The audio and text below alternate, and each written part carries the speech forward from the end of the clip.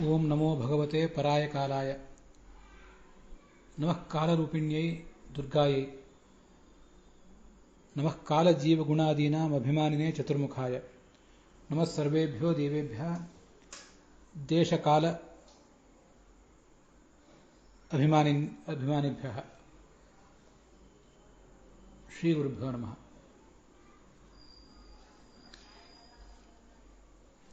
ಔತ್ತರೇಯಃ ರಾಜ ಪರೀಕ್ಷಿತ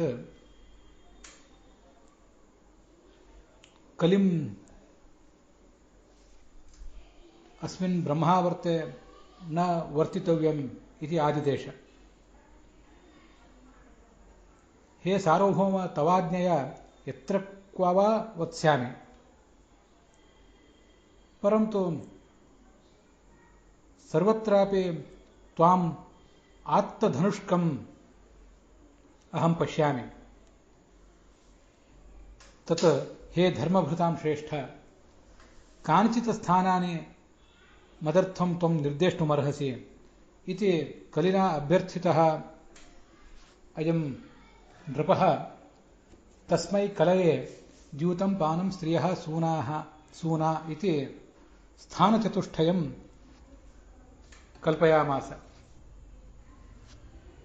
ಪುನರಪಿ ಸ್ಥಾನಾಂತರಂ ಮೇ ದೇಹಿ ಇತಿ ಯಾಚಮಾನಾಯ ಜಾತರೂಪಂ ಸುವರ್ಣಂ ಅಯಂ ಪ್ರಭುಃ ಪರೀಕ್ಷಿತ್ ಕಲಯೇ ದದೌ. ತತಃ ಅನೃತಂ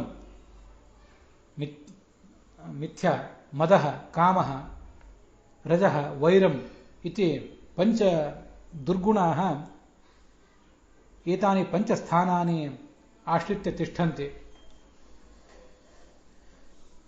ಏವಂ ಪರೀಕ್ಷಿತಾ ದತ್ತಾನಿ ಪಂಚಸ್ಥಾನಾನಿ ಸ್ವೀಕೃತ್ಯ ತನ್ನಿದೇಶಕೃತ ಅಯಂ ಕಲಿಃ ತತ್ರೈವ ನ್ಯವಸತ್. ಯೇ ಚ ಧರ್ಮಕಾರಿಣಃ ತೇಷಾಂ ಬುದ್ಧಿಂ ನೈವ ದೂಷಯಿತುಮ್ ಅರ್ಹತ್ಯಯಂ ಕಲಿಃ, ಪರಂತು ನೂನಂ ದೂಷಯತೆ ಅಧರ್ಮಕತಾಂ ಬುದ್ಧಿಂ. 1ನೇ ಸ್ಕಂದದ 17ನೇ ಅಧ್ಯಾಯದ 40ನೇ ಶ್ಲೋಕವನ್ನು ನಾವಿವತ್ತು ನೋಡಬೇಕು.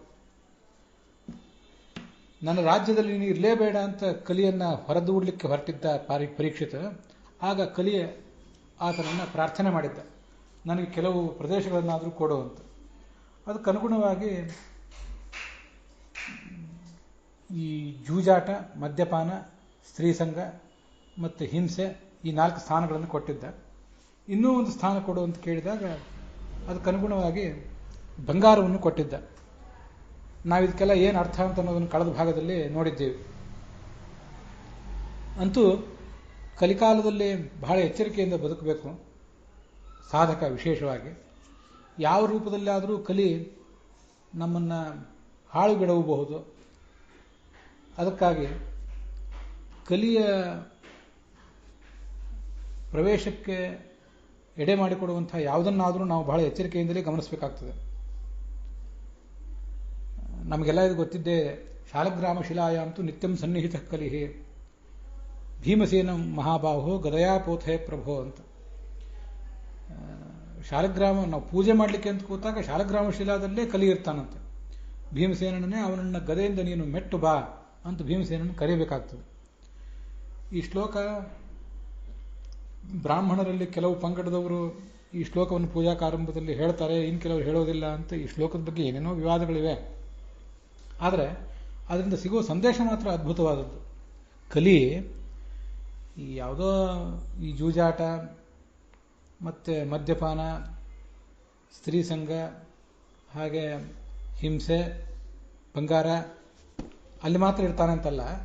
ಅವೆಲ್ಲ ಕೆಲವು ಸಾಂಕೇತಿಕ ಸಂಗತಿಗಳು. ಆ ಮೂಲಕ ಅನೇಕ ಬಾರಿ ನಾವು ಪೂಜೆ ಮಾಡಲಿಕ್ಕೆ ಅಂತ ಕೂತಾಗ, ಯಜ್ಞ ಮಾಡಬೇಕು ಅಂತ ಕೂತಾಗ ಅಂಥ ಪ್ರಸಂಗಗಳಲ್ಲಿಯೂ ಕೂಡ ಕಲಿ ನಮ್ಮನ್ನು ಹಾಳು ಮಾಡಿಬಿಡ್ತಾನೆ.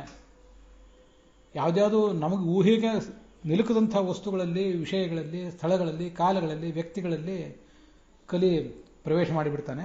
ನಾವು ಅದ್ರ ಬಗ್ಗೆಯಿಂದ ಬಹಳ ಎಚ್ಚರಿಕೆಯಿಂದ ಇರಬೇಕಾಗ್ತದೆ. ಶಾಲಗ್ರಾಮದಲ್ಲೇ ಕಲಿ ಪ್ರವೇಶ ಮಾಡ್ತಾನಂತೆ. ಹಾಗಾದ್ರೆ ಗತಿ ಏನು? ಇನ್ನು ಕಲಿ ಎಲ್ಲಿಯಾದರೂ ಪ್ರವೇಶ ಮಾಡಿ ಅನು. ಎಚ್ಚರಿಕೆಯಿಂದ ಇರಬೇಕಾದದ್ದು ನಾವು. ಇರಲಿ, ಶಾಲಗ್ರಾಮದಲ್ಲಿ ಕಲಿ ಪ್ರವೇಶ ಮಾಡಲಿಕ್ಕೆ ಸಾಧ್ಯ ಆಗ್ತದೋ ಇಲ್ಲೋ ಅನ್ನೋ ವಿಷಯ ಆ ಕಡೆ ಇರಲಿ.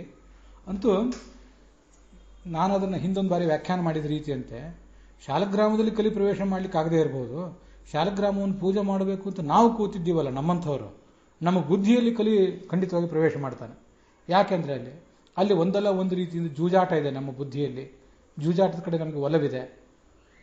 ಒಂದಲ್ಲ ಒಂದು ರೀತಿಯಿಂದ ಈ ಮಾದಕ ವಸ್ತುಗಳ ಸೇವನೆ ನಮಗಾಗ್ತದೆ. ಶುದ್ಧವಾಗಿ ಬ್ರಹ್ಮಚರ್ಯದಿಂದ ನಾವು ಬದುಕ್ತಾ ಇಲ್ಲ. ಒಂದಲ್ಲ ಒಂದು ರೀತಿಯಿಂದ ಇನ್ನೊಬ್ಬರನ್ನು ಹಿಂಸಿಸ್ತಾ ಇದ್ದೇವೆ. ಅಕ್ರಮ ಸಂಪತ್ತು, ನಮ್ಮ ಅಗತ್ಯಕ್ಕೆ ತಕ್ಕಂತೆ ಸಂಪತ್ತನ್ನು ಗಳಿಸುವುದಲ್ಲದೆ ಹೆಚ್ಚಿನ ಸಂಪತ್ತನ್ನು ಗಳಿಸ್ತಾ ಇದ್ದೀವಿ ನಾವು. ನಮ್ಮ ಮನಸ್ಸಂತೂ ಅಲ್ಲಿದೆಯಲ್ಲ. ಮನಸ್ಸು ಅಂದರೆ ಈ ದೇಹ, ಅದರೊಳಗಿನ ಮನಸ್ಸು ಮತ್ತು ಆತ್ಮ. ಈ ಮೂರನ್ನ ಇಟ್ಕೊಂಡೇ ನಾವು ಶಾಲಗ್ರಾಮ ಪೂಜೆ ಮಾಡಬೇಕಲ್ಲ. ಆದ್ದರಿಂದ ಅದು ಶಾಲಗ್ರಾಮ ಆದ್ರೇನು, ಯಾವ ದೊಡ್ಡ ಪ್ರತಿಮೆ ಆದ್ರೇನು, ಒಳಗೆ ಅಲ್ಲಿ ಕಲಿ ಪ್ರವೇಶ ಮಾಡೇ ಬಿಡ್ತಾನೆ. ಯಾಕಂದರೆ ಶಾಲಗ್ರಾಮದಲ್ಲಿ ಪ್ರವೇಶ ಮಾಡಲಿಕ್ಕಾಗದೆ ಹೋದರೂ ನಮ್ಮ ವ್ಯಕ್ತಿತ್ವದಲ್ಲಿ ಪ್ರವೇಶ ಮಾಡ್ತಾನೆ. ಅದಕ್ಕಾಗಿ ನಾವು ಎಚ್ಚರಿಕೆಯಿಂದಿರಬೇಕು ಅನ್ನೋದನ್ನು ಮತ್ತೆ ಇಂಥ ಪ್ರಸಂಗಗಳಿಂದ ನಾವು ಕಲಿಬೇಕು. ಸರಿ, ಮುಂದೆ 40ನೇ ಶ್ಲೋಕ ನಾವೀಗ ನೋಡಬೇಕಾದದ್ದು.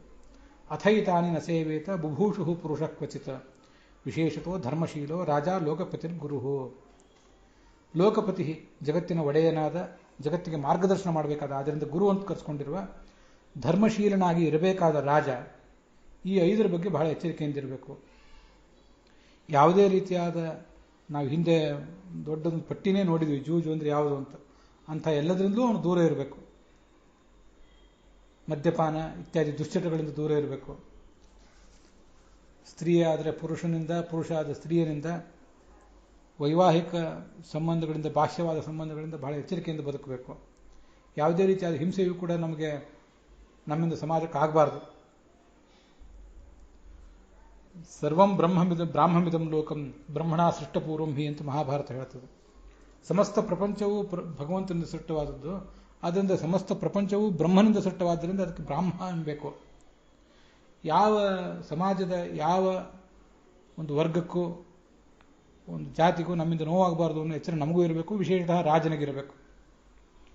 ಇದು ಪ್ರಜಾಪ್ರಭುತ್ವ ಆದ್ದರಿಂದ, ಪ್ರಜೆಗಳೇ ಪ್ರಭುಗಳಾಗುವವರಾದ್ರಿಂದ ನಮಗೆ ನಾವೇ ಎಚ್ಚರಿಕೆ ಹೇಳ್ಕೋತಿರ್ಬೇಕು. ನಾವು ಎಚ್ಚರಿಕೆಯಿಂದಿದ್ರೆ ನಮ್ಮಿಂದ ಆಯ್ಕೆಯಾಗುವಂಥ ಪ್ರಭುಗಳು ಕೂಡ ಎಚ್ಚರಿಕೆಯಿಂದಿರ್ತಾರೆ.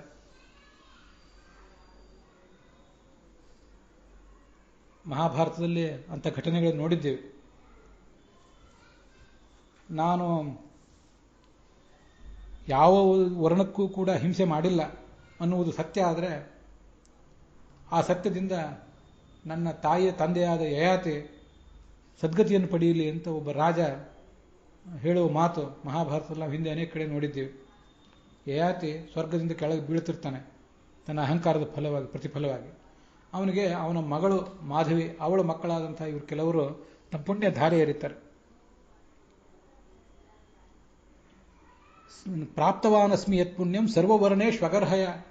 ಯಾವ ವರ್ಣಕ್ಕೂ ಏನೂ ನೋವಾಗದಂತೆ, ಯಾವ ವರ್ಗ, ವರ್ಣ, ಪಂಥ, ಹೀಗೆ ಯಾವ ಸಮಾಜದ ಕಟ್ಟ ಕಡೆ ವ್ಯಕ್ತಿಗೂ ಕೂಡ ನೋವಾಗದಂತೆ ನಾನು ರಾಜ್ಯಭಾರ ಮಾಡಿದ್ರಿಂದ ನನಗೇನು ಪುಣ್ಯ ಬಂದಿದೆ, ಆ ಪುಣ್ಯವನ್ನು ನಮ್ಮ ಅಜ್ಜ ಯಯಾತಿ ಕೊಡ್ತೀನಿ ಅಂತ ಅವನು ಹೇಳಬೇಕಾದ್ರೆ ಎಷ್ಟು ಆತ್ಮವಿಶ್ವಾಸ ಅವನಿಗಿದ್ದಿರಬೇಕು.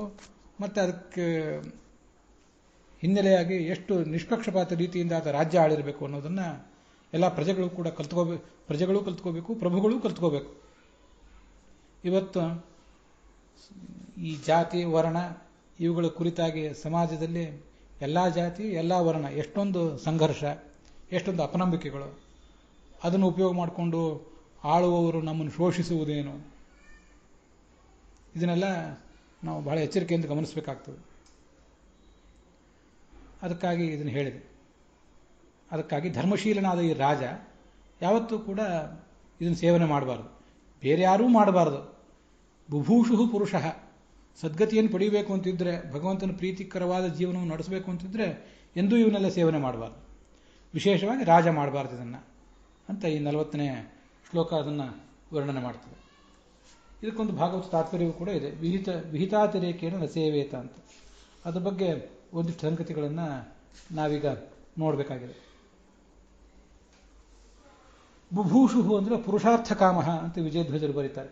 ಧರ್ಮ ಅರ್ಥ ಕಾಮ ಮೋಕ್ಷಗಳೆಂಬ ಪುರುಷಾರ್ಥಗಳನ್ನು ಯಾರು ಅಪೇಕ್ಷೆ ಪಡ್ತಾರೆ, ಸಾಧಿಸಬೇಕು ಅಂತ ಅಪೇಕ್ಷೆ ಪಡ್ತಾರೆ, ಅವರು ಈ 5 ಸಂಗತಿಗಳಿಂದ ದೂರ ಇರಬೇಕು ಅಂತ ತಾತ್ಪರ್ಯ.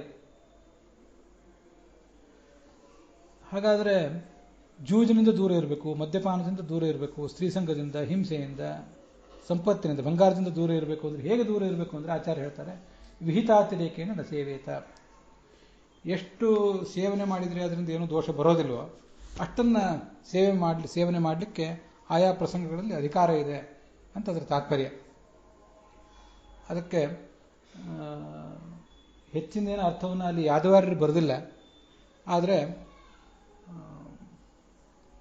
ಪುರಾಣಿಕಾಚಾರ್ಯರು ಅದನ್ನು ಬರೆದಿದ್ದಾರೆ. ಅದೆಲ್ಲ ಮುಂದೆ ಭಾಗವತ ತಾತ್ಪರ್ಯದಲ್ಲಿ 11ನೇ ಸ್ಕಂದದಲ್ಲಿ ಬರೋದಿದೆ. ಅದನ್ನು ಈಗ ಹೇಳುವನಿದ್ದೇನೆ.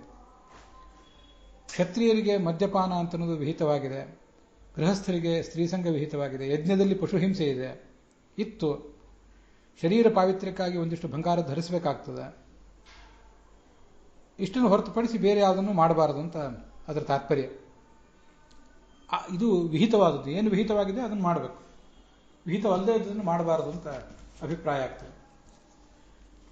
ಆಚಾರ್ಯರು ಹೀಗೇನು ಅರ್ಥ ಬರೆದಿದ್ದಾರಲ್ಲ, ಅದಕ್ಕೆ ಜೀವ ಗೋಸ್ವಾಮಿ ಮೊದಲಾದವರು ಸಮಾನವಾಗಿ ಅರ್ಥ ಬರುವಂತೆ ವ್ಯಾಖ್ಯಾನ ಮಾಡಿದ್ದಾರೆ. ಪಾನಂ ಸೌತ್ರಾಮಣ್ಯಾದಿ ವಿಹಿತ ವ್ಯತಿರಿಕ್ತಂ ಅಂತ ಜೀವ ಗೋಸ್ವಾಮಿಗಳು ಬರೀತಾರೆ. ಸೌತ್ರಾಮಣಿ ಮೊದಲಾದ ಯಾಗಗಳಲ್ಲಿ ಆ ಮದ್ಯಪಾನ ಅಂತ ಅನ್ನೋದಿದೆ. ಅದರ ಬಗ್ಗೆ ಇನ್ನೂ ನಾವು ಹೆಚ್ಚಿನ ನೋಡ್ತೇವೆ. ಸ್ತ್ರೀಯ ಕಾಮಸ್ತ್ರೀಯ ನತ್ತು ಧರ್ಮಪತ್ನ್ಯ. ಸ್ತ್ರೀಯಿಂದ ದೂರ ಇರಬೇಕು ಅಂದರೆ ಧರ್ಮಪತ್ನಿಯಿಂದ ದೂರ ಇರಬೇಕು ಅಂತ ಅರ್ಥ ಅಲ್ಲ. ಬೇರೆ ಯಾವ ನಮಗೆ ಸಂಬಂಧವಿಲ್ಲದ ಸ್ತ್ರೀ, ವಿವಾಹ ಬಾಹ್ಯಳಾದಂಥ ಸ್ತ್ರೀ, ಅವಳಿಂದ ದೂರ ಇರಬೇಕು. ಸ್ತ್ರೀಯು ಪುರುಷನಿಂದ ದೂರ ಇರಬೇಕು. ಇದು ನಾವಲ್ಲಿ ಗಮನಿಸಬೇಕಾದಂಥ ಸಂಗತಿ. ಸೂನಾಹ ಧರ್ಮ ವ್ಯತಿರಿಕ್ತಾ. ಹಿಂಸೆ ಮಾಡಬಾರದು ಅಂದರೆ ಧಾರ್ಮಿಕವಾದ ಹಿಂಸೆ, ಯಜ್ಞದಲ್ಲಿ ಪಶು ಬಲಿ ಮೊದಲಾದನೇನು ಕೊಡ್ತಾರೆ ಅಷ್ಟೊಂದು ಬಿಟ್ಟರೆ ಬೇರೆ ಯಾವ ಹಿಂಸೆಯನ್ನು ಮಾಡಬಾರದು ಅಂತ ಅದರ ತಾತ್ಪರ್ಯ ಆಗ್ತದೆ.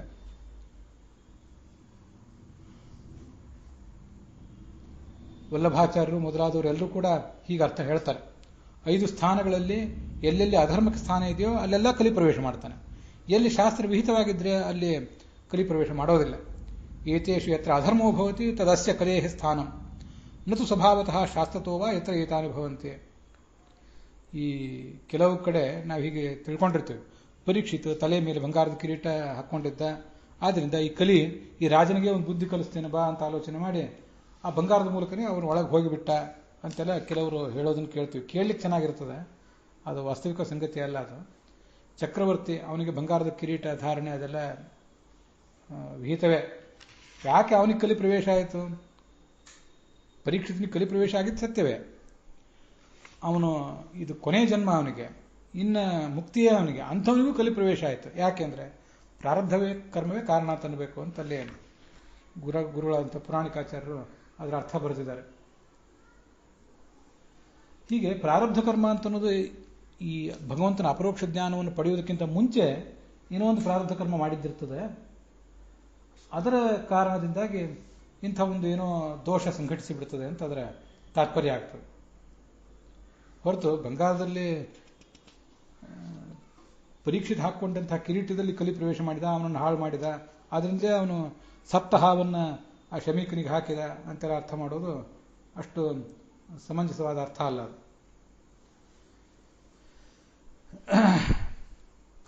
ಮತ್ತು ಕೇವಲ ಬಂಗಾರದಲ್ಲಿ ಪ್ರವೇಶ ಮಾಡೋದಂತನೇ ಅರ್ಥ ಅಲ್ಲ ಅಂತ ಅನ್ನೋದನ್ನು ನಾವು ಕಳೆದ ದಿವಸ ನೋಡಿದ್ದೀವಿ ಈ ಹಿಂದಿನ ಭಾಗದಲ್ಲಿ. ಸರಿ, ಇಲ್ಲಿ ವಿಹಿತಾತಿರೇಕೇಣ ಅಂತ ಬಂತಲ್ಲ, ಇಲ್ಲಿ ಈ ವಿಹಿತಾತಿರೇಕೇಣ ಅನ್ನೋದಕ್ಕೆ ಸಂವಾದಿಯಾಗಿ ಭಾಗವತದಲ್ಲಿ ಮುಂದೆ 11ನೇ ಸ್ಕಂದದ 5ನೇ ಅಧ್ಯಾಯದ 13ನೇ ಶ್ಲೋಕದಲ್ಲಿ ಬರುವಂಥ ಒಂದು ವಿವರವನ್ನು ಗಮನಿಸಬೇಕು. ಅದನ್ನು ತಿಳ್ಕೊಂಡ್ಬಿಟ್ರೆ ನಮಗೆ ಸ್ಪಷ್ಟ ಆಗ್ತದೆ. ಇದನ್ನ ಯಾಕೆ ಹೇಳ್ತಿದ್ದೀನಿ ಅಂದರೆ, ಆಚಾರ್ಯರು ಭಾಗವತ ತಾತ್ಪರ್ಯದಲ್ಲಿ ಇದ್ರ ಬಗ್ಗೆ ಒಂದು ಸ್ಪಷ್ಟೀಕರಣ ಕೊಟ್ಟಿದ್ದಾರೆ. ಆದರೂ ಕೂಡ ನಮ್ಮವರೇ ಆಚಾರ್ಯರ ಅನುಯಾಯಿಗಳೇ ಕೆಲವರು ಮಾಂಸ ಭಕ್ಷಣೆ ಅಂತನ್ನೋದು ಹಿಂದಿನ ಯುಗಗಳಲ್ಲೂ ಇರಲಿಲ್ಲ, ಯಾರೂ ಕೂಡ ಮಾಂಸವನ್ನು ತಿಂತಿರಲಿಲ್ಲ, ಅವರು ಸಸ್ಯಾಹಾರಿಗಳೇ ಆಗಿದ್ದರು ಅಂತ ಕಷ್ಟಪಟ್ಟು ಪ್ರಯತ್ನ ಮಾಡುವ ಒಂದು ವಾದ ಮಾಡ್ತಿರ್ತಾರೆ. ಬ್ರಾಹ್ಮಣರು ಮಾಡ್ತಿರ್ಲಿಲ್ಲ, ಕ್ಷತ್ರಿಯರೂ ಮಾಡ್ತಿರ್ಲಿಲ್ಲ ಅಂತ ಇದೊಂದು ಬೇರೆ ವಾದ. ಇದ್ರ ಬಗ್ಗೆ ಎಲ್ಲ ನಾವು ಆಚಾರ್ಯ ಏನು ಹೇಳಿದ್ದಾರೆ ಅನ್ನೋದು ನೋಡಬೇಕು. ಸುಮ್ಮನೆ ನಮ್ಮ ಮನಸ್ಸಿಗೆ ತಕ್ಕಂತೆ ಆಲೋಚನೆ ಮಾಡುವುದಲ್ಲ. ಮಾಂಸಾಹಾರ ಅನ್ನೋದು ಒಂದು ದೊಡ್ಡ ವಿಷಯ ಅಲ್ಲ. ಮಾಂಸವನ್ನು ಹಿಂದಿನ ಕಾಲದಲ್ಲಿ ಬ್ರಾಹ್ಮಣರು ಕೂಡ ಸ್ವೀಕಾರ ಮಾಡ್ತಿದ್ರು. ಈ ಕಲಿಯುಗದಲ್ಲಿ ಬಿಟ್ಟಿದ್ದಾರೆ. ಕಲಿಯುಗದಲ್ಲಿ ಯಾಕೆ ಬಿಡ್ತಾರೆ? ಬಿಡ್ಲಿಕ್ಕೆ ಏನು ಕಾರಣ? ಆದ್ದರಿಂದ ಹಿಂದಿನ ಕಾಲದಲ್ಲೂ ಸ್ವೀಕಾರ ಮಾಡ್ತಿರ್ಲಿಲ್ಲ, ಆದ್ರಿಂದ ಈಗಲೂ ಮಾಡ್ತಾ ಇಲ್ಲ. ಒಂದು ವೇಳೆ ಹಿಂದಿನ ಕಾಲದಲ್ಲಿ ಸ್ವೀಕಾರ ಮಾಡ್ತಿದ್ರೆ ಈಗಲೂ ಮಾಡಲಿ ಅಂತೆಲ್ಲ ವಾದ ಮಾಡೋರಿದ್ದಾರೆ. ಇದಕ್ಕೆಲ್ಲ ಶಾಸ್ತ್ರ ಏನು ಪ್ರಮಾಣ ಹೇಳ್ತದೆ ಅದು ಮುಖ್ಯ ಆಗ್ತದೆ.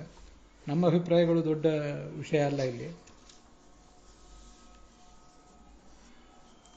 ಭಾಗವತದಲ್ಲಿ 11ನೇ ಸ್ಕಂದ ನಾನು ಹೇಳಿದೆ, ಅದನ್ನು ನೀವು ನೋಟ್ ಮಾಡ್ಕೋಬೇಕು ನಿಮ್ಮ ಪುಸ್ತಕಗಳಲ್ಲಿ. ವಿಹಿತಾತಿರೇಕೇಣ ಅಂತನ್ನೋದನ್ನು ಹೀಗೆ ಗಮನಿಸಬೇಕು. ಲೋಕೆ ವ್ಯವಾಯಾಮಿಷ ಮಧ್ಯ ಸೇವಾ ನಿತ್ಯಾಸ್ತು ಜಂತೋ ನಹಿ ತತ್ರ ಚೋದನ ವ್ಯವಸ್ಥಿತಿಸ್ಥೇಷು ವಿಹಾಯ ಯಜ್ಞಾನ್ ಸುರಾಗ್ರಹೈ ಆಸುರ ವೃತ್ತಿರಿಷ್ಟ ಅಂತ ಹೀಗೆ 13ನೇ ಶ್ಲೋಕ ಅಲ್ಲಿ ಪ್ರಾರಂಭ ಕಾಣ್ತದೆ.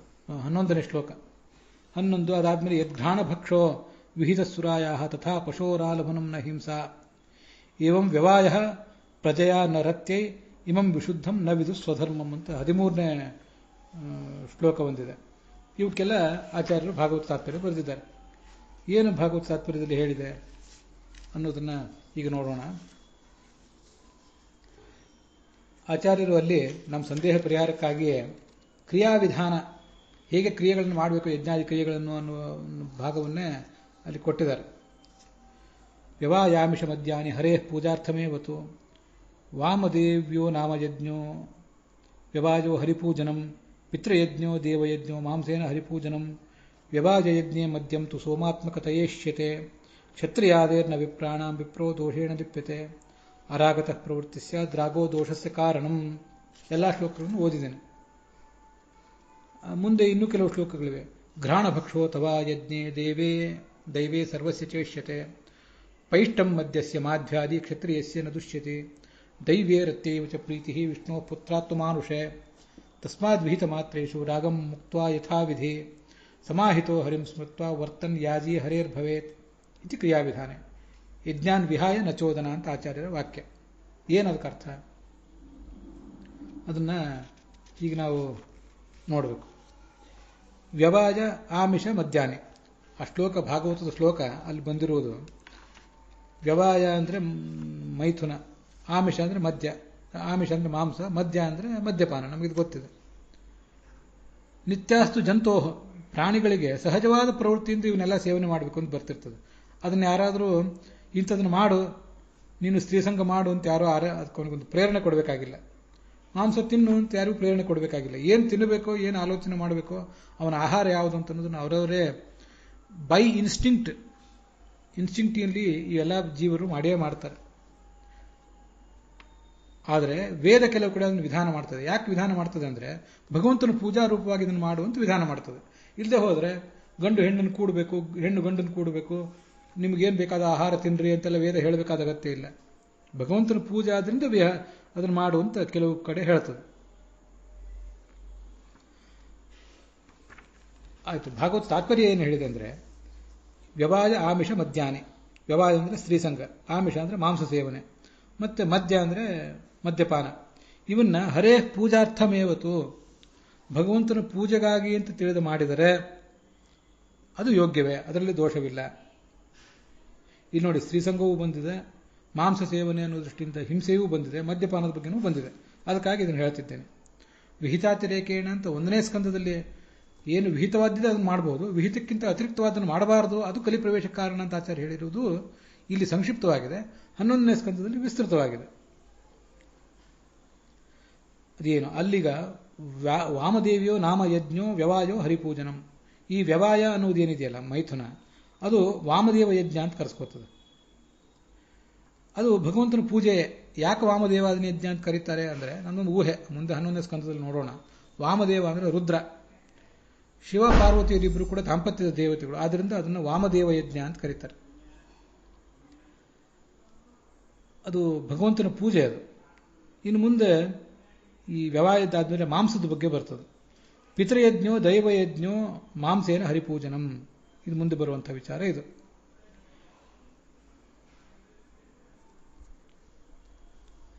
ಈ ಮಾಂಸ ಆಹಾರದ ಮೂಲಕ ಪಿತೃ ಕಾರ್ಯಗಳನ್ನು ಮಾಡುವುದು, ದೇವತಾ ಕಾರ್ಯಗಳನ್ನು ಮಾಡುವುದು ಹರಿಪೂಜಾ ರೂಪವಾಗಿರಬೇಕು. ಇದು ವಿಧಾನ. ವರಾಹ ಪುರಾಣದಲ್ಲಿ ಭಗವಂತನಿಗೆ ಯಾವುದಾದ್ರು ಥರದ ಮಾಂಸಗಳನ್ನೆಲ್ಲ ನಿವೇದನೆ ಮಾಡುವುದ್ರ ಬಗ್ಗೆ ವರ್ಣನೆ ಬರ್ತದೆ. ಅಂತೂ ನಾವು ಮಾಡುವ ಶ್ರಾದ್ದದಲ್ಲಿ ಹಾಗೆ ದೇವತಾ ಪೂಜೆ ಮಾಡುವಾಗ ಅಲ್ಲೆಲ್ಲವೂ ಕೂಡ ಎಲ್ಲ ಕಡೆಯೂ ಕೂಡ ಮಾಂಸದ ನಿವೇದನೆ ನಾವು ಮಾಡಿದರೆ ಅದು ಭಗವಂತನಿಗೆ ಪೂಜೆ ಅನ್ನೋ ದೃಷ್ಟಿಯಿಂದ ಮಾಡಿದರೆ ಸಮ್ಮತವೇ. ಆದ್ದರಿಂದ ಭಾಗವತದ 9ನೇ ಸ್ಕಂದ ಮೊದಲಾದ ಕಡೆ ಇದರ ಬಗ್ಗೆ ಕೆಲವು ಕಥೆಗಳು ಬಂದಿವೆ. 9, 7 ಇತ್ಯಾದಿ ಸ್ಕಂದಗಳಲ್ಲಿ ಮುಂದೆ ಅದನ್ನು ನಾವು ನೋಡ್ತೇವೆ. ಶ್ರಾದ್ದಕ್ಕಾಗಿ ಕೆಲವರು ಜಿಂಕೆಗಳನ್ನು ತರಲಿಕ್ಕೆ ಹೋಗಿದ್ದ ರಘುವಂಶದ ಸೂರ್ಯವಂಶದ ಒಬ್ಬ ರಾಜ ಶ್ರಾದ್ದಕ್ಕಾಗಿ ಅವನ ತಂದೆ ಮಾಡುವ ಶ್ರಾದ್ದಕ್ಕಾಗಿ ಜಿಂಕೆ ಅಥವಾ ಮೊಲದ ಮಾಂಸವನ್ನು ತರಲಿಕ್ಕೆ ಹೋಗಿದ್ದ. ಆದರೆ ಅದು ತಾನೇ ಹಸಿವಾಗಿ ತಿಂದುಬಿಟ್ಟ ಅಂತ ಹೀಗೆಲ್ಲ ಏನೋ ಒಂದು ಕಥೆ ಬರ್ತದೆ. ಶಶಾದ ಅಂತ ಅವನಿಗೆ ಹೆಸರಾಯಿತು ಅಂತ.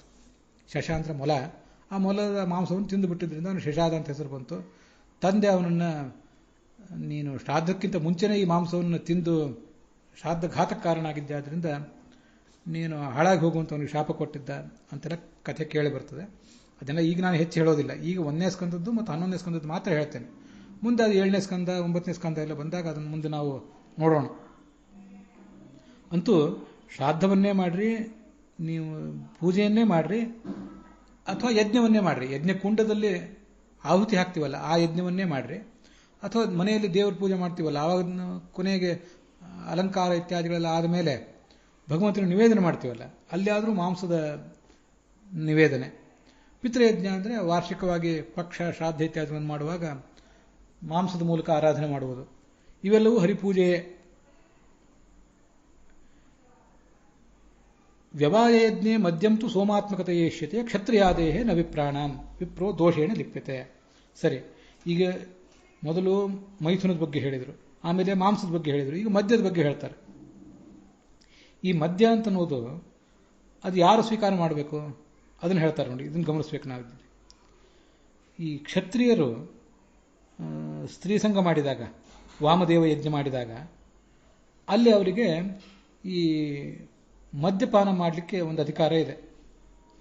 ಯಜ್ಞ ಮಾಡುವಾಗ ನಾವು ಸೋಮಪಾನ ಮಾಡ್ತೇವಲ್ಲ, ಸೋಮ ಅನ್ನೋದೊಂದು ಬಳ್ಳಿ. ಅದು ಆ ಬಳ್ಳಿಯನ್ನು ಹಿಂಡಿ ಅದರ ಮೂಲಕ ರಸವನ್ನು ತೆಗೆದು ಅದನ್ನು ಯಜ್ಞದಲ್ಲಿ ಉಪಯೋಗ ಮಾಡ್ತಾರೆ. ಅದಕ್ಕೆ ಸೋಮಪಾನ ಅಂತ ಕರೀತಾರೆ. ಯಜ್ಞದಲ್ಲಿ ಅದನ್ನು ಉಪಯೋಗ ಮಾಡಿ ಮುಂದೆ ಉಳಿದವರು ಕೂಡ ಅದನ್ನು ಸೇವನೆ ಮಾಡೋದು ಅಲ್ಲಿ ಕಂಡು ಬರ್ತದೆ. ಹೀಗೆ ಯಜ್ಞದಲ್ಲಿ ಸೋಮಪಾನ ಅಂತ ಅನ್ನೋದು ಹೇಗೆ ತಪ್ಪಲ್ವೋ ಹಾಗೆ ವಾಮದೇವ ಯಜ್ಞದಲ್ಲಿಯೂ ಕೂಡ ಆ ಒಂದು ಸ್ತ್ರೀ ಸಂಘದಲ್ಲಿ ಒಂದು ತನ್ಮಯತೆ ಬರುವುದಕ್ಕಾಗಿ ಭೋಗಪ್ರಿಯರಾದಂತಹ ಕ್ಷತ್ರಿಯರಿಗೆ ಅದನ್ನು ಹೇಳಿದ್ದಾರೆ. ಅದು ಯಾರು ಕ್ಷತ್ರಿಯರಿಗೆ ಮಾತ್ರ, ಅದು ಅವರಿಗೆ ಮದ್ಯಪಾನ ಅಲ್ಲ, ಅದು ಸೋಮಪಾನ ಇದ್ದಂತೆ ಅನ್ನುವ ಎಚ್ಚರ ಅವರಿಗೂ ಇರಬೇಕು. ನಾನೀಗ ಮಾಡ್ತಿರುವುದು ಭಗವಂತನ ಪೂಜೆ, ಇಲ್ಲಿ ಶಿವಪಾರ್ವತಿಯರು, ಪ್ರಾಣಭಾರತೀಯರು, ಚತುರ್ಮುಖ ಸರಸ್ವತಿಯರು, ಸ್ವಯಂ ಲಕ್ಷ್ಮೀನಾರಾಯಣರು ಮಾಡುವ ದಾಂಪತ್ಯ ಇದು ಅಂತ ಎಚ್ಚರ ಇರಬೇಕು. ನಾನೀಗ ಮಾಡ್ತಿರುವ ಮದ್ಯ ಅನ್ನೋದು ಸೋಮರಸ ಅನ್ನುವ ಎಚ್ಚರ ಇರಬೇಕು. ಹೀಗೆಲ್ಲ ಇದ್ರೆ ಅವನಿಗೆ ಅದು ದೋಷಕರ ಅಲ್ಲ. ಆದರೆ ಬ್ರಾಹ್ಮಣರಿಗೆ ಮಾತ್ರ ತಾವು ಬ್ರಾಹ್ಮಣರು ಸ್ವಸ್ತ್ರೀ ಸಂಘ ಮಾಡಿದಾಗಲೂ ಬ್ರಾಹ್ಮಣನಾಗಲಿ ಬ್ರಾಹ್ಮಣಿಯಾಗಲಿ ಯಾವತ್ತೂ ಕೂಡ ಮದ್ಯಪಾನವನ್ನು ಮಾಡಬಾರದು. ವಿಪ್ರರಿಗೆ ಅದಲ್ಲ. ಇದನ್ನು ಗಮನಿಸಬೇಕು. ಈಗ ಏನಾಗ್ತದೆ ಅಂದರೆ ಕ್ಷತ್ರಿಯರು ಬ್ರಾಹ್ಮಣರು ಯಾರೂ ಮಾಂಸ ತಿಂತಿರ್ಲಿಲ್ಲ ಹಿಂದೆ ಅಂತ ಕೆಲವರು ವಾದ. ಕ್ಷತ್ರಿಯರು ತಿಂತಿದ್ರು, ಬ್ರಾಹ್ಮಣರು ಮಾಂಸ ತಿಂತಿರ್ಲಿಲ್ಲ ಹಿಂದಿನ ಕಾಲದಲ್ಲಿಯೂ ತಿಂತಿರ್ಲಿಲ್ಲ ಅಂತ ಇನ್ನು ಕೆಲವರು ವಾದ. ಇಲ್ಲಿ ನೋಡಿ, ಈ ವಾಮದೇವ ಯಜ್ಞ ಇದನ್ನು ನಡೆಸಬೇಕು, ಇದು ಹರಿಪೂಜನ ಅಂತ ಬಂತು. ಅದು ಯಾರಿಗೆ, ಯಾವ ಯುಗದಲ್ಲಿ ಏನೂ ಬರಲಿಲ್ಲ. ಯಾಕಂದ್ರೆ ಕೃತ, ತ್ರೇತ, ದ್ವಾಪರ, ಕಲಿಯು 3 ಯುಗದಲ್ಲಿಯೂ ಬ್ರಾಹ್ಮಣರು, ಕ್ಷತ್ರಿಯರು, ವೈಶ್ಯರು ಎಲ್ಲರೂ ಕೂಡ ಈ ಸ್ತ್ರೀ ಸಂಘ ಮಾಡೇ ಮಾಡ್ತಾರೆ. ಗಂಡು ಹೆಂಡುಗಳು ಕೂಡಿಯೇ ಕೂಡ್ತಾರೆ. ಮುಂದೆ ಅದರಿಂದ ಯಾವ ವರ್ಣದ ಬಗ್ಗೆನೂ ಅಲ್ಲಿ ಏನು ಬರಲಿಲ್ಲ. ಪಿತೃಯಜ್ಞ ಶ್ರಾದ್ದ ಮಾಡುವಾಗ, ದೇವ ಪೂಜೆ ಮಾಡುವಾಗ, ಯಜ್ಞ ಮಾಡುವಾಗ ಮಾಂಸದ ಮೂಲಕ ಭಗವಂತನಿಗೆ ಅದನ್ನು ನಿವೇದಿಸುವುದೇನಿದೆ ಅಲ್ಲಿಯೂ ಕೂಡ ಯಾವ ಯುಗ ಅಂತ ಬರಲಿಲ್ಲ. ಬ್ರಾಹ್ಮಣರು ಕ್ಷತ್ರಿಯ ಅಂತ ಬರಲಿಲ್ಲ, ಏನೂ ಬರಲಿಲ್ಲ. ಮುಖ್ಯವಾಗಿ ನಮಗೆ ಯುಗ ಅಂತ ಬರಬೇಕಾಗಿಲ್ಲ, ಬ್ರಾಹ್ಮಣ ಕ್ಷತ್ರಿಯ ಅಂತ ವಿಭಾಗ ಬರಲಿಲ್ಲ. ಆದರೆ ಈ ವ್ಯವಾಯ ಯಜ್ಞದಲ್ಲಿ, ಮೈಥುನದಲ್ಲಿ ಮದ್ಯವನ್ನು ಸ್ವೀಕಾರ ಮಾಡುವುದು ಅದು ಸೋಮರಸ ಸ್ವೀಕಾರ ಮಾಡಿದಂತೆ ಅಂತ ಏನು ಬಂತಲ್ಲ, ಅದು ಕ್ಷತ್ರಿಯನಿಗೆ ಅಂತ ಹೇಳಿದರು, ಬ್ರಾಹ್ಮಣರಿಗೆ ಅಲ್ಲ ಅಂತ. ಹಾಗಾದರೆ ಈ ಹಿಂದಿಂದು ಈ ಶ್ರಾದ್ದ ಮಾಡುವಾಗ, ದೇವತಾ ಪೂಜೆ ಮಾಡುವಾಗ ಮತ್ತೆ ಯಜ್ಞದಲ್ಲಿ ಮಾಂಸ ಬಲಿ ಕೊಡುವುದು ಬ್ರಾಹ್ಮಣರಿಗೆ ದೋಷ ಏನಲ್ಲ ಅಂತ ಗೊತ್ತಾಗ್ತದಲ್ಲ ಅದರಿಂದ. ಇಲ್ಲಿ ಅಲ್ಲಿಯೂ ಹೇಳ್ತಿದ್ರಲ್ಲ, ಇಲ್ಲಿ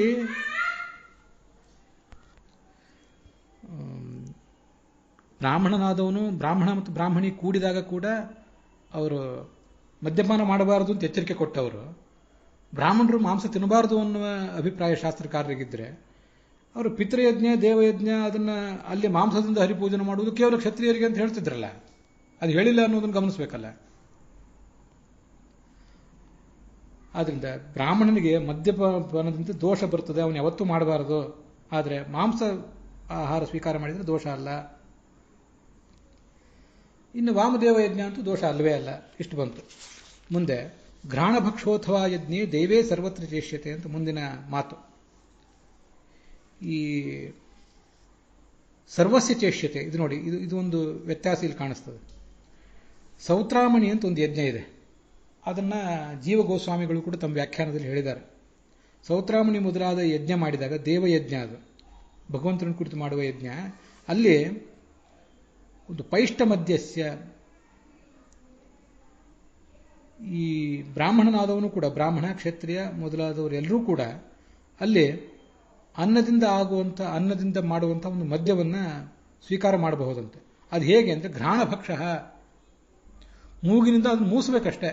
ಯಾಕಂದ್ರೆ ಯಜ್ಞ ಮಾಡಿದ್ದೀರಿ, ಯಜ್ಞದಲ್ಲಿ ಆ ಮದ್ಯವನ್ನು ಭಗವಂತನಿಗೆ ಅರ್ಪಣೆ ಮಾಡಿರ್ತೀರಿ. ಯಾಕಂದ್ರೆ ಈ ಸೋಮರಸದಲ್ಲಿಯೂ ಕೂಡ ಆಲ್ಕೋಹಾಲಿಕ್ ಕಂಟೆಂಟ್ ಇದೆ. ಈ ಪಿಷ್ಟ ಮದ್ಯದಲ್ಲಿಯೂ ಕೂಡ ಪೈಷ್ಟ ಮದ್ಯ ಅಂತ ಕರೀತಾರೆ, ಅದನ್ನು ಹಿಟ್ಟಿನಿಂದ ಮಾಡುವ ಮದ್ಯ ಅಂತ. ಈ ಹಿಟ್ಟಿನಿಂದ ಮಾಡುವ ಮದ್ಯ ಅಂದ್ರೆ ಅನ್ನದಿಂದ ಆಗುವಂತಹ ಮದ್ಯವನ್ನ ಆಘ್ರಾಣನ ಮಾಡಬೇಕು ಅಂತ ಬಂದಿದೆ. ಈ ಆಘ್ರಾಣನ ಮಾಡಿದರೆ ಬ್ರಾಹ್ಮಣರಿಗೂ ಕ್ಷತ್ರಿಯರಿಗೂ ವೈಶ್ಯರಿಗೂ ಮೂರೂ ಜನರಿಗೂ ಅದು ದೋಷಕರ ಅಲ್ಲ. ಬ್ರಾಹ್ಮಣನು ಕೂಡ ಇಲ್ಲಿ ಕೇವಲ ಆಘ್ರಾಣ ಮಾಡಬೇಕು, ಭಗವಂತನಿಗೆ ಅದು ಸ್ವೀಕೃತವಾಗಿ ಭಗವಂತನಿಗೆ ನಿವೇದನೆ ಮಾಡಿದ್ದೀವಿ, ನಾವು ಅದನ್ನು ಮೂಸಿ ಬಿಡಬೇಕಷ್ಟೇ, ತಿನ್ನಬಾರದು ಅಂತ, ಅದನ್ನು ಸ್ವೀಕಾರ ಮಾಡಬಾರ್ದು, ಹೊಟ್ಟೆಗೆ ಓರಲಿ ಅದನ್ನು ಕನ್ಸ್ಯೂಮ್ ಮಾಡಬಾರ್ದು ಅಂತ ಅದು ತಾತ್ಪರ್ಯ. ಮಾಧ್ವ್ಯಾದಿ ಕ್ಷತ್ರಿಯಸ್ಸಿನ ದುಷ್ಯತೆ. ಆದರೆ ಕ್ಷತ್ರಿಯ ಮಾತ್ರ ಅವನು ಹಿಪ್ಪೆ ಹೂವಿನಿಂದ ಬೆಲ್ಲದಿಂದ ಉಂಟಾದ ಮಾಡಿದ ಮದ್ಯಗಳನ್ನು ಕ್ಷತ್ರಿಯ ಸ್ವೀಕಾರ ಮಾಡಲಿಕ್ಕೆ ಅವನಿಗೆ ದೋಷಕರ ಅಲ್ಲ. ಬ್ರಾಹ್ಮಣನಿಗೆ ಮಾತ್ರ ಯಾವ ರೀತಿಯಾದ ಮದ್ಯವೂ ಅವನಿಗೆ ಸ್ವೀಕಾರಕ್ಕೆ ಯೋಗ್ಯ ಅಲ್ಲ. ಆದರೆ ಮಾಂಸ ಅವನಿಗೆ ಸ್ವೀಕಾರಕ್ಕೆ ಯೋಗ್ಯ ಅಂತ ಇದರಿಂದ ಗೊತ್ತಾಗ್ತದೆ ಸ್ಪಷ್ಟವಾಗಿ. ಮಾಡೋದಾದ್ರು ಮಾಡ್ಬೋದು, ಬಿಟ್ಟರೆ ಒಳ್ಳೆಯದು. ಸರಿ, ಇನ್ನು ಮುಂದೆ ಸ್ತ್ರೀ ಸಂಘ ಅನ್ನುವುದೇನಿದೆಯಲ್ಲ, ದೈವೇ ರತ್ಯೈವಚ ಪ್ರೀತಿ. ದೇವತೆಗಳು ಸ್ತ್ರೀ ಸಂಘ ಮಾಡಿದರೆ ಅವರು ಸುಖ ಪಡ್ತಾರಲ್ಲ, ಅದರಿಂದಲೇ ಭಗವಂತನಿಗೆ ಪ್ರೀತಿ ಆಗ್ತದಂತೆ. ಆದರೆ ನಾವು ಮನುಷ್ಯರು ಸುಖ ಪಡ್ತೀವಿ ಅನ್ನೋ ಕಾರಣ ಇಟ್ಕೊಂಡು ಸ್ತ್ರೀ ಸಂಘ ಮಾಡಿದರೆ ಅದರಿಂದ ಭಗವಂತನಿಗೆ ಪ್ರೀತಿ ಆಗೋದಿಲ್ಲ. ನಾವು ಸ್ತ್ರೀ ಸಂಘ ಮಾಡಿ ಅದರಿಂದ ಪುತ್ರೋತ್ಪತ್ತಿ ಆಗೋದಿದ್ದರೆ, ಆ ಸಂತಾನೋತ್ಪತ್ತಿ ಆಗಬೇಕು, ಅದಕ್ಕಾಗಿ ನಾವು ರತಿಕ್ರೀಡೆ ಮಾಡಬೇಕು, ಅದರಿಂದಲೇ ಭಗವಂತನಿಗೆ ತೃಪ್ತಿ ಆಗೋದು. ಸಂತಾನ ಉತ್ಪತ್ತಿಯ ಉದ್ದೇಶವಿಲ್ಲದೆ ಕೇವಲ ಸುಖಕ್ಕಾಗಿ ಮಾಡುವ ಮನುಷ್ಯರು ಮಾಡುವ ರತಿಕ್ರೀಡೆಯಿಂದ ಭಗವಂತನಿಗೆ ತೃಪ್ತಿ ಆಗೋದಿಲ್ಲ. ಮನುಷ್ಯರ ಈ ಸಂತಾನ ಅಂತ ಹೀಗೆ ಮುಂದುವರಿತಾ ಇರಬೇಕು. ದೇವತೆಗಳಿಗೆ ಹಾಗಲ್ಲ. ನವಕೋಟ್ಯೋ ಹಿ ದೇವಾನಾಮ್ ಅಂತ ಭಾಗವತ ತಾತ್ಪರ್ಯದಲ್ಲಿ ಬಂದಿದೆ. 9 ಕೋಟಿ ಜನ ದೇವತೆಗಳಿದ್ದಾರೆ. ಆ 9 ಕೋಟಿ ದೇವತೆಗಳ ಸಂಖ್ಯೆ ಅಲ್ಲಿ ಸಿದ್ಧ ಆಗಿ ಹೋಗಿದೆ. ಆದ್ರೆ ಮುಂದೆ ಮತ್ತೆ ದೇವತೆಗಳು ಹುಟ್ಟುವುದು ಅನ್ನೋದೇನು ಇರೋದಿಲ್ಲ. ಆದ್ರೆ ಅವರು ಆ ತಮ್ಮ ದಾಂಪತ್ಯವನ್ನು ನಡೆಸುವಾಗಲೂ ಕೂಡ ಭಗವಂತನ ಸ್ಮರಿಸ್ತಾರೆ, ಅವರಿಗೆ ಆ ಶಕ್ತಿ ಇದೆ. ಆದ್ದರಿಂದ ಅವರು ದಾಂಪತ್ಯವನ್ನು ನಡೆಸುವಾಗ ಅದರಲ್ಲಿ ಸಂತಾನೋತ್ಪಾದನೆ ಆಗದೆ ಹೋದರೂ ಭಗವಂತ ಅದನ್ನು ಮೆಚ್ಚುತ್ತಾನೆ. ಯಾಕಂದ್ರೆ ಆ ಕ್ರಿಯೆಯಲ್ಲಿಯೂ ಅವರು ಭಗವಂತನ ನೆನಪು ಮಾಡ್ಕೋತಾರೆ. ಆದ್ದರಿಂದ ಆ ಶಕ್ತಿ ಅವರಿಗಿದೆ. ಆದ್ದರಿಂದ ನಮಗೆ ಮಾತ್ರ ಸಂತಾನೋತ್ಪಾದನೆಗಾಗಿ ಮಾತ್ರ ಈ ದಾಂಪತ್ಯದ ಕ್ರಿಯೆ ನಡೆಸಬೇಕು ಅಂತ ಶಾಸ್ತ್ರದ ವಿಧಾನ ಇದೆ. ತಸ್ಮಾತ್ ವಿಹಿತ ಮಾತ್ರೇಶು ರಾಗಂ ಮುಕ್ತ ಯಥಾವಿಧಿ. ಆದ್ದರಿಂದ ಏನು ವಿಹಿತವಾದಿದೆ ಅದನ್ನು ಮಾತ್ರ ಮಾಡಬೇಕು, ಅಲ್ಲಿಯೂ ರಾಗ ಇರಬಾರದು. ಸಮಾಹಿತೋ ಹರಿಂ ಸ್ಮೃತ್ವ ವರ್ತನ್ ಯಾದಿ ಹರೇರ್ಭವೇತ್. ಹೀಗೆ ಭಗವಂತನ ಸ್ಮರಿಸ್ತಾ ನಿತ್ಯ ನಮ್ಮ ಜೀವನ ಯಜ್ಞವನ್ನು ನಡೆಸಬೇಕು ಅಂತ ಅದರ ತಾತ್ಪರ್ಯ. ಮತ್ತು ಅಲ್ಲೇ ಮುಂದೆ ಕ್ರಿಯಾವಿಧಾನದ ಮತ್ತೊಂದೆರಡು ಶ್ಲೋಕ ಹೇಳ್ತಾರೆ. ಯಜ್ಞೇಶ್ವಾಲಭನಂ ಪ್ರೋಕ್ತಂ ದೇವತೋದ್ದೇಶತಃ ಪಶೋಹ ಹಿಂಸಾ ನಾಮ ತದನ್ಯತ್ರ ತಸ್ಮಾತ್ ತಾಂ ನಾಚರೇತ್ ಬುಧಃ. ಹಿಂಸೆ ಮಾಡಬಾರ್ದು ಅಂದ್ರೆ ಏನು? ಒಟ್ಟಾರೆ ಹಿಂಸೆನೇ ಮಾಡಬಾರ್ದು ಅಂತ ಅರ್ಥ ಅಲ್ಲ. ದೇವತಾ ಉದ್ದೇಶದಿಂದ ಪಶುವಿನ ಆಲಭನವನ್ನು ಏನಾದರೂ ಮಾಡಿದರೆ ಅದಕ್ಕೆ ಆಲಭನ ಅಂತ ಕರೀತಾರೆ. ಇನ್ನು ಈ ಶಬ್ದಗಳನ್ನು, ಸಂಸ್ಕೃತ ಶಬ್ದಗಳನ್ನು ಗಮನಿಸಬೇಕು. ಇದೊಂದು ಪಾರಿಭಾಷಿಕ ಶಬ್ದ. ಅದು ಆಲಭನ ಅಂದರೆ ಕೊಲ್ಲುವುದು ಅಂತ ಅರ್ಥ. ಭಗವಂತನ ಪ್ರೀತಿಗಾಗಿ ಅದನ್ನು ಕೊಂದರೆ, ಅದನ್ನು ಯಜ್ಞದಲ್ಲಿ ಆಹುತಿ ಕೊಟ್ಟರೆ ಅದಕ್ಕೆ ಆಲಂಬನ ಅಂತ ಕರೀತಾರೆ, ಆಲಭನ ಅಂತ ಕರೀತಾರೆ. ಆಂಗ್ ಇತ್ಯುಪಸರ್ಗ ಪೂರ್ವಕ ದುಲಭಷ್ ಪ್ರಾಪ್ತೋ ಧಾತು, ಅದರಲ್ಲಿ ಲಿಟ್ ಪ್ರತ್ಯಯ ಅಂತ ಶಬ್ದ ಅದು. ಹಿಂಸಾ ನಾಮ ತದನ್ಯತ್ರ ತಸ್ಮಾನ್ ತಾಂ ನಾಚರೇತ್ ಬುಧಃ. ಭಗವಂತನ ಪ್ರೀತಿಯ ಉದ್ದೇಶವಿಲ್ಲದೆ ಹೋದರೆ ಅದಕ್ಕೆ ಆಲಭನ ಅಂತ ಕರೆಯೋದಿಲ್ಲ, ಹಿಂಸೆ ಅಂತ ಕರೀತಾರೆ. ಅದನ್ನು ಮಾಡಬಾರ್ದು ಜ್ಞಾನಿ. ಯಾಕೆಂದರೆ ಯಥೋ ಯಜ್ಞೇ ಮೃತ ಊರ್ಧ್ವಂ ಯಾಂತಿ ದೇವೇ ಚ ಪಿತೃಕೆ ಅಥೋ ಲಾಭಾತ್ ಆಲಭನಂ ಸ್ವರ್ಗಸ್ಯ ನತು ಮಾರಣಂ. ಯಜ್ಞದಲ್ಲಿ, ಶ್ರಾದ್ದದಲ್ಲಿ, ದೇವ ಪೂಜೆಗಾಗಿ ನಾವೊಂದು ಪ್ರಾಣಿಯನ್ನು ಕೊಂದು ಅದರ ಮಾಂಸವನ್ನೇನು ನಿವೇದನೆ ಮಾಡ್ತೀವಲ್ಲ, ಅಲ್ಲಿ ಸತ್ತ ಪ್ರಾಣಿಗಳು ಊರ್ಧ್ವಲೋಕಕ್ಕೆ ಹೋಗ್ತಾರೆ. ಆ ಪೂಜಕನ, ಪುರೋಹಿತನ ಶಕ್ತಿಯಿಂದ ಸ್ವರ್ಗಕ್ಕೆ ಹೋಗ್ತವೆ ಅವು. ಆದ್ದರಿಂದ ಅತಃ ಲಾಭಾತ್ ಆಲಭನಂ, ಯಜ್ಞದಲ್ಲಿ ಮಾಡುವ ಪಶು ಬಲಿಗೆ ಆಲಭನ ಅಂತ ಕರೀತಾರೆ. ಯಾಕೆಂದರೆ ಲಭನ ಅಂದರೆ ಹೊಂದುವುದು ಅಂತ ಅರ್ಥ. ಏನು ಹೊಂದುವುದು ಅಂದರೆ ಸ್ವರ್ಗವನ್ನು ಹೊಂದುವುದು. ಅದರಿಂದ ಅದಕ್ಕೆ ಆಲಭನ ಅಂತ ಹೆಸರು. ಅದಕ್ಕೆ ನಾನು ಡುಲಭಷ್ ಪ್ರಾಪ್ತವಂತ ಧಾತುವಿನ ನಿಷ್ಪತ್ತಿಯನ್ನು ಹೇಳಿದೆ ಅದಕ್ಕೆ. ಹೀಗೆ ಸ್ವರ್ಗ ಸಿಗುವುದರಿಂದ ಅದನ್ನು ಆಲಭನ ಅಂತ ಕರೀತಾರೆ, ಹೊರತು ಅದನ್ನು ಕೊಲ್ಲುವುದು ಅಂತ ಕರೆಯೋದಿಲ್ಲ. ಕೇವಲ ಕೊಂದರೆ, ನಮ್ಮ ಸ್ವಂತ ತೃಪ್ತಿಗಾಗಿ ಕೊಂದರೆ, ಹಿಂಸೆಗಾಗಿ ಕೊಂದರೆ ಅದನ್ನು ಕೊಲ್ಲುವುದು ಅಂತ ಹೇಳ್ತಾರೆ. ಅದನ್ನು ಸ್ವರ್ಗ ಸಿಗೋದಿಲ್ಲ. ಅದನ್ನು ಮಾಡಬಾರ್ದು. ಇದರೆಲ್ಲದರ ಮೂಲಕ ಬ್ರಾಹ್ಮಣನಾದವನು ಆ ಕಾಲದಲ್ಲೂ ಕೂಡ ಮಾಂಸಾಹಾರವನ್ನು ಸ್ವೀಕಾರ ಮಾಡ್ತಿದ್ದ ಅಂತ ಗೊತ್ತಾಗ್ತದೆ. ಮುಂದೆ ಕಲಿಯುಗದಲ್ಲಿ ಅದನ್ನು ಬಿಟ್ಟಿದ್ದಾರೆ ಅಂತ ಎಲ್ಲ ಜ್ಞಾನಿಗಳು ಅಭಿಪ್ರಾಯ ಪಡ್ತಾರೆ.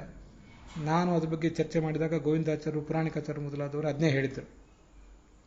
ಬೇರೆ ಯುಗದಲ್ಲಿ ಮಾಡ್ತಿದ್ರು, ಮತ್ತು ಈ ಯುಗದಲ್ಲಿ ಯಾಕೆ ಮಾಡಬಾರ್ದು ಅಂತ ನನ್ನ ಜೊತೆ ಕೆಲವರು ವಾದ ಮಾಡಿದವರಿದ್ದಾರೆ. ಮತ್ತು ಅದಕ್ಕೆ ಶಾಸ್ತ್ರ ಏನಿದೆ ಅದನ್ನು ಹೇಳಿದ್ದೇನೆ. ನಿಮಗೆ ಮತ್ತೆ ಬೇರೆ ಯುಗದಲ್ಲಿ ಮಾಡಿರುವುದೊಂದು ಈ ಯುಗದಲ್ಲೂ ಮಾಡಬೇಕು ಅಂತ ಅನಿಸಿದರೆ ಇನ್ಯಾರು ಅದನ್ನು ತಡೀಲಿಕ್ಕಾಗ್ತದೆ? ಅಥವಾ ಈ ಯುಗದಲ್ಲಿಲ್ಲ ಅದರಿಂದ ಬೇರೆ ಯುಗದಲ್ಲೂ ಅವ್ರು ಮಾಡ್ತಿರ್ಲಿಲ್ಲ ಅಂತ ವಾದ ಮಾಡಿದರೆ ಅದಕ್ಕೇನು ಅರ್ಥ ಇಲ್ಲ. ಕೆಲವರು ಮಾಡದೇ ಇದ್ದವರು ಇದ್ದರು, ಮಾಡುವವರು ಕೆಲವರು ಇದ್ದರು. ಜ್ಞಾನಿಗಳಾದವರು ಮಾಂಸಾಹಾರ ಸ್ವೀಕಾರ ಮಾಡ್ತಿದ್ರು. ವಸಿಷ್ಠನಂತವನೇ ಮಾಂಸಾಹಾರ ಸ್ವೀಕಾರ ಮಾಡ್ತಿದ್ದ ಅಂತ ಸ್ಪಷ್ಟವಾಗಿ ಶ್ರಾದ್ದಕ್ಕೆ ಬಂದಿದ್ದ. ಅಲ್ಲಿ ಮಾಂಸಾಹಾರವನ್ನು ಅವನಿಗೆ ಶ್ರಾದ್ದದ ಕರ್ತ ರಾಜ ತಯಾರು ಮಾಡಿದ್ದ.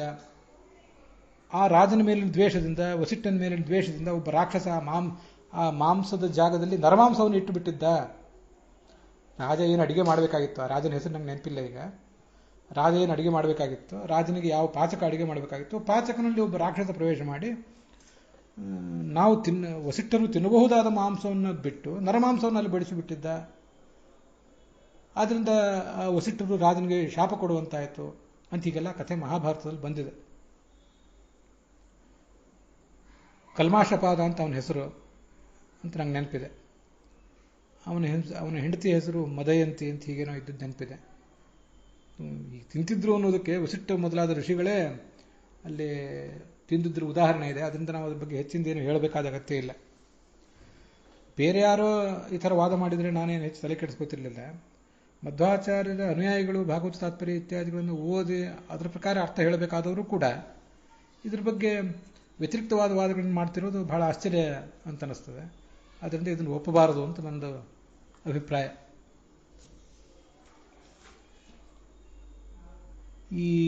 ಇದಲ್ಲದೇನೆ ಭಾಗವತದ ಇದೇ 1ನೇ ಸ್ಕಂದದ 3ನೇ ಅಧ್ಯಾಯದಲ್ಲಿ 24ನೇ ಶ್ಲೋಕ ಒಂದಿದೆ. ಅದು ಬೌದ್ಧಾವತಾರವನ್ನು ಹೇಳುವ ವರ್ಣನೆ. ಅದನ್ನು ಗಮನಿಸ್ಬೇಕು ನಾವು. ಅಹಿಂಸಾ ವಾಚಿ ಉಗ್ರಾಭಿ. ಬುದ್ಧ ಆ ರಾಕ್ಷಸರ ಮನೆಯಲ್ಲಿ ಅವತಾರ ಮಾಡಿ ಅವರೆಲ್ಲರನ್ನೂ ಮರಳುಗೊಳಿಸಿದ ಅಂತ. ಹಿಂಸೆ ಮಾಡಬಾರ್ದು, ಯಜ್ಞದಲ್ಲಿಯೂ ಕೂಡ ಹಿಂಸೆ ಮಾಡಬಾರ್ದು, ಪಶು ಹಿಂಸೆ ಮಾಡಬಾರ್ದು ಅಂತ ಅವರಿಗೆಲ್ಲ ಬೋಧನೆ ಮಾಡಿಬಿಟ್ಟ. ಅಹಿಂಸಾವಾಚಿಬಿಹಿ, ಅಹಿಂಸೆಯೇ ಪರಮಧರ್ಮ ಅಂತ ಹೇಳುವ ಮಾತು, ಅದು ಉಗ್ರವಾದ ಮಾತು. ಅದರ ಮೂಲಕ ಮೋಹ ಬರಿಸಿದ ಅಂತಿದೆ. ಹಿಂಸೆಯನ್ನು ತೊರೆಯಿರಿ ಅಂತ ಹೇಳಿ ಅವ್ರಿಗೆ ಮೋಹ ಬರಿಸಿದ. ವಾಸ್ತವಿಕವಾಗಿ ಹಿಂಸೆ ಮಾಡಿದರೆ ಅದೇನು ತಪ್ಪೇನಲ್ಲ, ಯಜ್ಞದಲ್ಲಿ ಹಿಂಸೆ ಮಾಡಿದರೆ. ಇವನು ಮಾತ್ರ ಯಜ್ಞಕ್ಕೂ ಹಿಂಸೆ ಮಾಡಬೇಡಿ, ಏನೂ ಹಿಂಸೆ ಮಾಡಬೇಡಿ ಅಂತ ಹೇಳಿ ಅವರನ್ನೆಲ್ಲರನ್ನು ಮೋಹಗೊಳಿಸಿದ ಅಂತಿದೆ.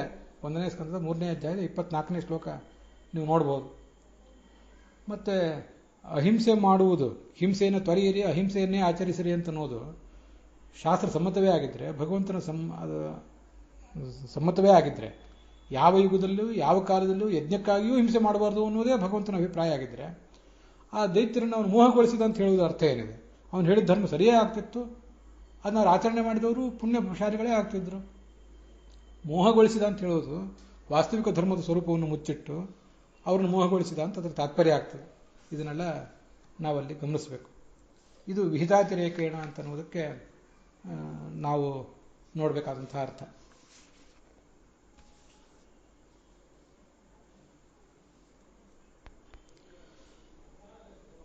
ಅದರ ಮುಂದೆ 41ನೇ ಶ್ಲೋಕ ಇತ್ಯಾದಿಗಳು ನೋಡಬೇಕು. ಅಲ್ಲೇನು ವಿಶೇಷ ಅಂಶಗಳಿಲ್ಲ. ಪರೀಕ್ಷಿತ ಹೀಗೆ ಕಲಿಯನ್ನು ನಿಗ್ರಹಿಸಿದ. ಆ ಧರ್ಮದೇವತೆಗೆ ಅಂದರೆ ಯಮಧರ್ಮ ಏನು ವೃಷದ ಎತ್ತಿನ ರೂಪದಲ್ಲಿದ್ದ, ಅವನಿಗೆ ತಪಸ್ಸು, ಶೌಚ, ದಯೆ ಅನ್ನುವ 3 ಕಾಲಗಳನ್ನು ಮತ್ತೆ ಕೊಟ್ಟ. ಸತ್ಯ ಅನ್ನುವ ಒಂದು ಕಾಲಂತೂ ಇದ್ದೇ ಇತ್ತು. ಅಂತೂ 4 ಕಾಲಗಳ ಮೇಲೆ ನಿಂತಿತ್ತು ಆ ಎತ್ತು. ಭೂದೇವಿಗೂ ಸಾಂತ್ವನ ಮಾಡಿದ ಅಂತ ಅಲ್ಲಿ ಕೇಳಿ ಬರ್ತದೆ. ಸಯೇಷ ಏತರ್ಹಿ ಅಧ್ಯಾಸ್ತೆ. ಧರ್ಮರಾಜ ತಾನು ಮಹಾಪ್ರಸ್ಥಾನಕ್ಕೆ ಹೋಗುವಾಗ ಈ ಪರೀಕ್ಷಿತನ ಸಿಂಹಾಸನ ಮೇಲೆ ಕೂಡಿಸಿದ್ನಲ್ಲ, ಅದೊಂದು ದೊಡ್ಡ ಸಮಾಧಾನದ ಸಂಗತಿಯೇ. ಯಾಕೆಂದ್ರೆ ಆ ಪರೀಕ್ಷಿತ ಧರ್ಮ ಪ್ರೀತಿಯಿಂದ ಎಲ್ಲ ಕಡೆ ರಾಜ್ಯಭಾರ ಮಾಡಿದ, ಸಂಪತ್ತಿನಿಂದ ಶೋಭಿಸ್ತಾ ಇದ್ದ, ಸಜ್ಜನರಿಗೆ ರಕ್ಷಣೆ ಕೊಟ್ಟ, ದುರ್ಜನರನ್ನು ಶಿಕ್ಷಿಸಿದ. ಏಷ ಏತರ್ಹಿ ಅಧ್ಯಾಸ್ತೆ. ಇವತ್ತಿಗೂ ಅವನಿದ್ದಾನೆ ಅಂತ ಇಲ್ಲಿ ಇವರು ಹೇಳ್ತಿದ್ದಾರೆ ಸೂತ ಪ್ರಾಣಿಕರು. ಅದೇನು ಅಂದ್ರೆ ಈಗ ಇದ್ದಾನೆ ಅಂತ ಹೇಳೋದ್ರ ಅರ್ಥ ಹಿಂದೆ ಇದ್ದ ಅಂತ. ಹಿಂದೆ ಬಂದಿದೆ, ಅದು ಭಾಗವತ ತಾತ್ಪರ್ಯದಲ್ಲಿ ಹಿಂದೊಂದು ಕಡೆ ಬಂದಿದೆ. ಅವನನ್ನು ಕೂಡಿಸಿದ ಸಾರ್ಥಕ ಆಯಿತು ಅಂತ ಇಷ್ಟೇ ತಾತ್ಪರ್ಯ. ಅದು ಸೂತ ಪ್ರಾಣಿಕರಿ ಕಥೆ ಹೇಳುವಾಗ ಪರೀಕ್ಷಿತ ಸ್ವರ್ಗಕ್ಕೆ ಹೋಗಿ ಆಗಿದೆ, ತನ್ನ ಸದ್ಗತಿಯನ್ನು ಪಡ್ಕೊಂಡು ಆಗಿದೆ ಅವನು. ಇತ್ತಂ ಭೂತಾನುಭಾವೋಯಂ ಅಭಿಮನ್ಯುಸ್ತೋ ನೃಪಃ ಯಸ್ಯ ಪಾಲಯತಃ ಕ್ಷೋಣೀಂ ಯೂಯಂ ಸತ್ರಾಯ ದೀಕ್ಷಿತಾ. ಅವನ ಪ್ರಭಾವಕ್ಕನುಗುಣವಾಗಿ ಅವನು ರಾಜ್ಯಭಾರ ಮಾಡ್ತಿದ್ದರಿಂದಲೇ ನೀವೆಲ್ಲರೂ ಕೂಡ ಶೌನಕಾದಿ ಋಷಿಗಳೇ ನಿಶ್ಚಿಂತೆಯಿಂದ ಯಜ್ಞ ಮಾಡ್ತಾ ಇದ್ದೀರಿ. ನಿಮ್ಮ ದ್ರವ್ಯ ಯಜ್ಞ, ಜ್ಞಾನ ಯಜ್ಞ ಇವೆಲ್ಲವೂ ಕೂಡ ನಿರಾತಂಕವಾಗಿ ನಡೆದಿದೆ ಅಂತ ಹೀಗೆ ಅದು ಗೊತ್ತಾಗ್ತದೆ.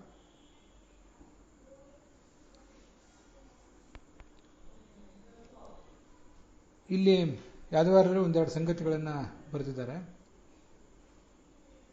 ಆಸ್ತೆ ಅಂದ್ರೆ ಆಸೀತ್, ಈ ಹಿಂದೆ ಅವನು ಇದ್ದ ಅಂತ ಅರ್ಥ. ಅಧುನಾಚ ಸಮೀಪಕಾಲೇಯವ. ಸರಿ, ಈ ಕೊನೆಯ ಶ್ಲೋಕಕ್ಕೆ ಯಾದವಾರರು ಹೇಳುವ ಒಂದೆರಡು ಅಂಶ ಇದೆ. ಅನೇನ ಪರೀಕ್ಷಿತ್ ಜೀವನ ಕಾಲೇ ಏವ ಸತ್ರಾರಂಭ ಆಯಿತು ಸೂಚಯತಿ. ಪರೀಕ್ಷಿತ್ ಬದುಕಿದ್ದಾಗಲೇ ಈ ಯಜ್ಞ ಪ್ರಾರಂಭ ಕಂಡಿತ್ತು. ಆದರೆ ಆ ಯಜ್ಞಕ್ಕೆ ಸೂತ ಪುರಾಣಿಕರು ಬಂದ್ರಲ್ಲ, ಅವ್ರು ಬಂದದ್ದು ಮಾತ್ರ ಪರೀಕ್ಷಿತ ಮರಣಿಸಿದ ನಂತರ. ಯಾಕೆಂದ್ರೆ ರಾಜ ಪರೀಕ್ಷಿತ ಇದ್ದಾಗ ಈ ಶೌನಕಾದಿ ಋಷಿಗಳ ಯಜ್ಞ ಪ್ರಾರಂಭ ಕಂಡಿತ್ತು. ಆವಾಗ ಅವನಿಗೆ ಈ ಸರ್ಪದಂಶನದ ವಿಷಯ ತಿಳಿತು. ಅವನು ಪ್ರಾಯೋಪವೇಶ ಪ್ರಾರಂಭ ಮಾಡಿದ. ಶುಕ ಅವನಿಗೆ ಭಾಗವತ ಹೇಳಿದ. ಅದನ್ನು ಈ ಪುರಾಣಿಕರು ಕೂಡ ಕೇಳಿದ್ರು. ಆದ್ರಿಂದ ಆ ಭಾಗವತ ಪುರಾಣವನ್ನೆಲ್ಲ ಶುಕಾಚಾರ್ಯನ ಮೂಲಕ ಕೇಳಿ ರಾಜ ಮರಣಿಸಿದ ಮೇಲೆ ಆ ಸೂತ ಪುರಾಣಿಕರು ಇಲ್ಲಿ ಶೌನಕಾದಿಗಳ ಬಳಿಗೆ ಬಂದರು. ಅದನ್ನು ನಿನಗೆ ಹೇಳ್ತೀನಿ ಅಂತ ಅವರೇ ಹೇಳಿದ್ರು.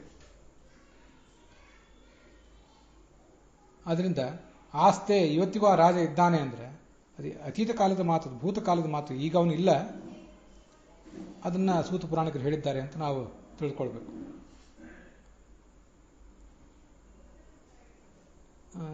ಅಲ್ಲಿಗೆ ಈ 44ನೇ ಶ್ಲೋಕ, 1ನೇ ಸ್ಕಂದದ 17ನೇ ಅಧ್ಯಾಯದ 44ನೇ ಶ್ಲೋಕ ಸಮಾಪ್ತವಾಗಿದೆ. ಇವತ್ತಿನ ಈ ಭಾಗವು ಕೂಡ ಸಮಾಪ್ತವಾಗಿದೆ. ಹುಸಿಯ ನಾಡಿ ಹೊಟ್ಟೆ ಹೊರೆವ ವಿಷಯದಲ್ಲಿ ರಸಿಕನೆಂದು ಹುಸಿಗೆ ಹಾಕಿದ್ರು ಎನ್ನ ಹೃಷಿಕೇಶನೆ ಈಶ ನಿನ್ನ ಚರಣ ಭಜನೆ ಆಸೆಯಿಂದ ಮಾಡುವೆ ದೋಷರಾಶಿ ನಾಶ ಮಾಡು ಶ್ರೀಶಕೇಶವ. ಶ್ರೀಕೃಷ್ಣಾರ್ಪಣ ಮಸ್ತು.